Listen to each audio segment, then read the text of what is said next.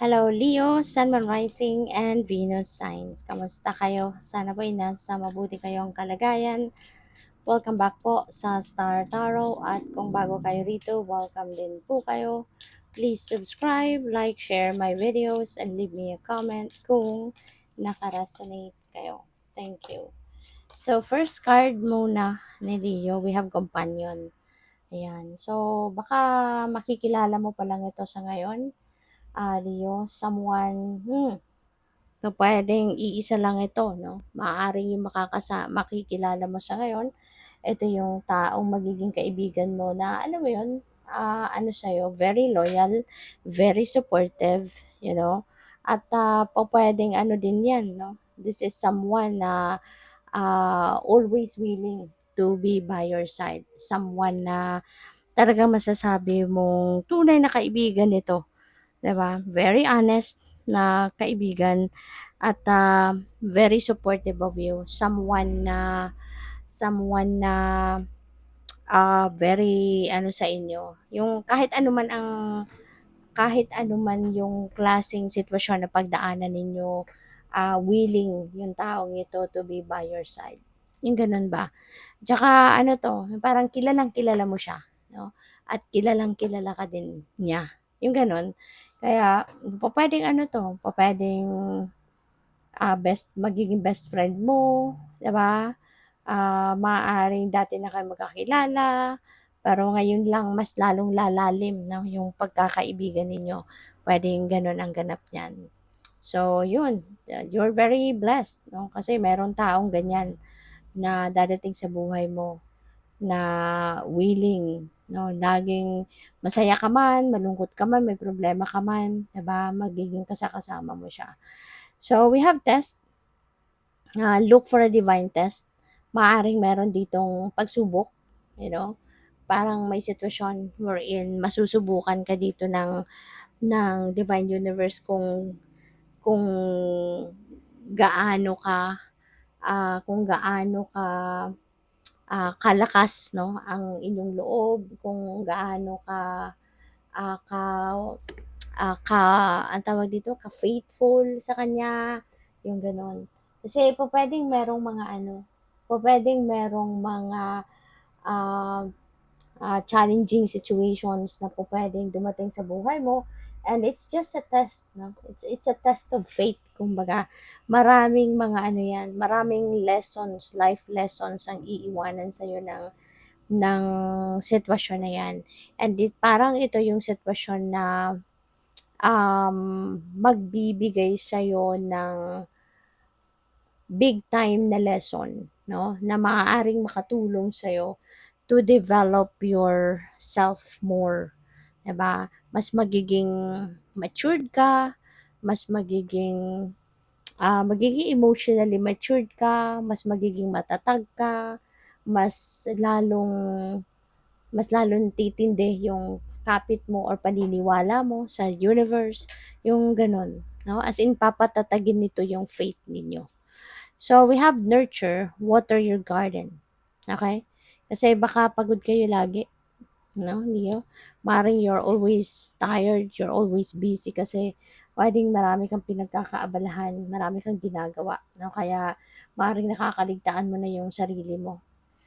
Baka yung pag-aalaga sa sarili mo na lang lagi yung nasa huli, 'di ba? Yung least priority ninyo. So, maaring gano'n. Kaya paalala ito sa inyo na water your garden. Okay?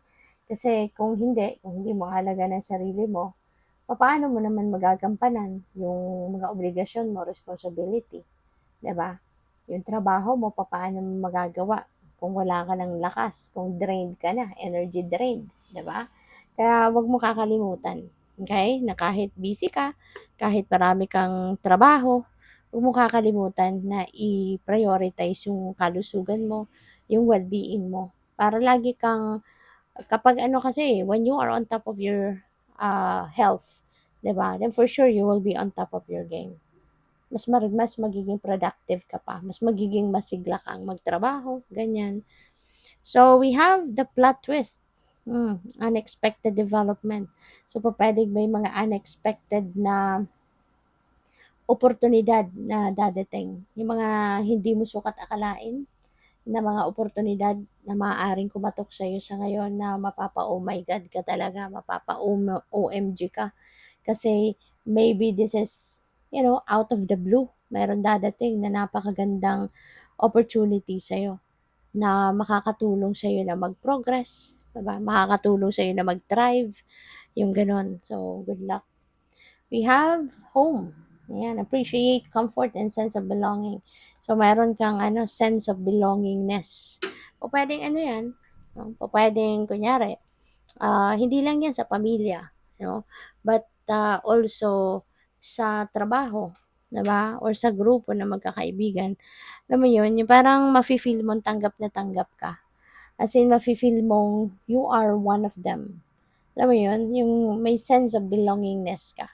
Kaya feel mo na mahal ka nila, feel mo na tanggap ka nila, 'di ba?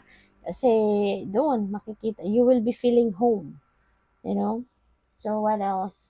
We have self-care. Excuse me po.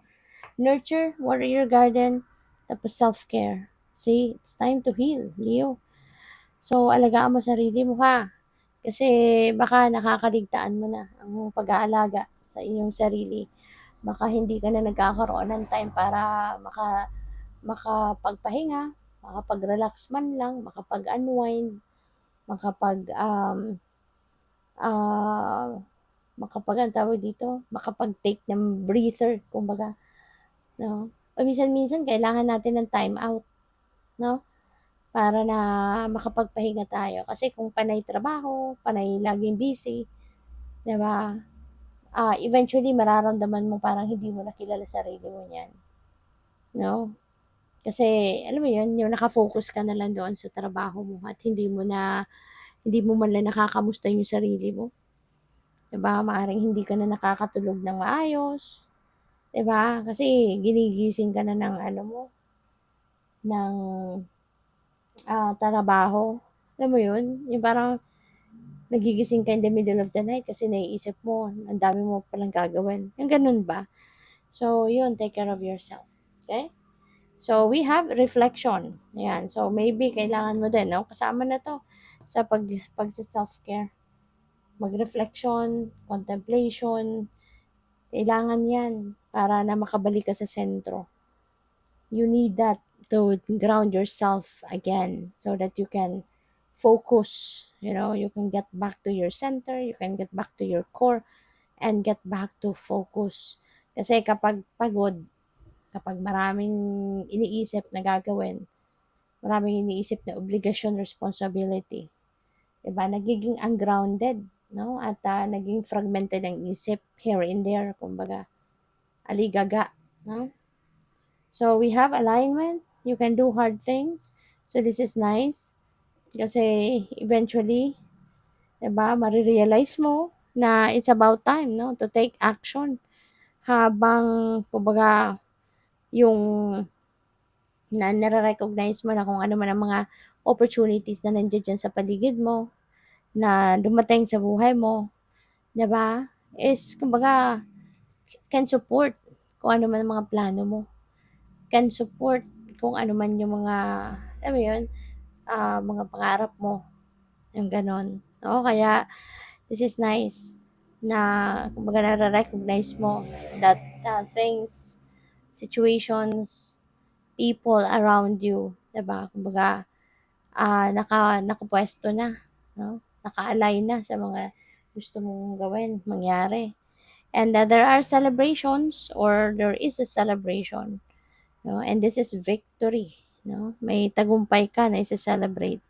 So, kung ano man 'yan, kayo lang tayong nakakaalam niyan, but yes, tama 'yan, i-celebrate mo yung mga winnings mo, yung mga victory mo kasi you deserve it. At saka yung pagse-celebrate ng mga biyaya, that is also like one way of saying thank you, God, 'di ba? So, ibig sabihin, na-recognize mo, na-appreciate mo yung tagumpay mo. And that is biyaya, 'di ba, from the divine.